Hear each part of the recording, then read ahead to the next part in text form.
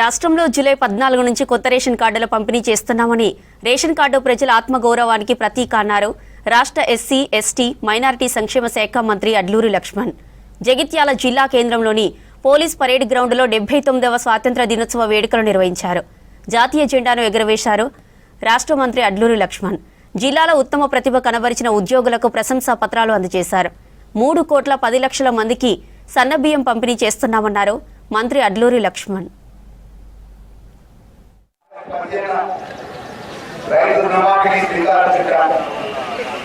రాష్ట్రంలో 25.35 లక్షల మంది రైతులకు 20,616 కోట్ల రుణమాఫీ చేసి దేశంలో ఏ రాష్ట్ర ప్రభుత్వం రాయని కొత్త చరిత్ర రాశాము.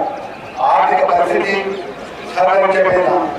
గత పాలకుల పాపాల శాపాలను వెంటాడుతున్న రైతుల విషయంలో రాజీ పడలేదు.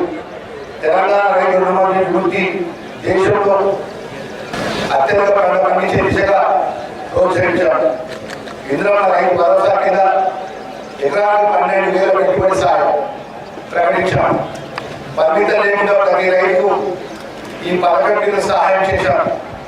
జూన్ 16 ప్రారంభించిన కేవలం 9 రోజుల లోపలే 9,000 కోట్ల రూపాయలు రైతుల ఖాతాలో రైతు భరోసా కింద గౌరవ ముఖ్యమంత్రి గారు జమ చేసినారు.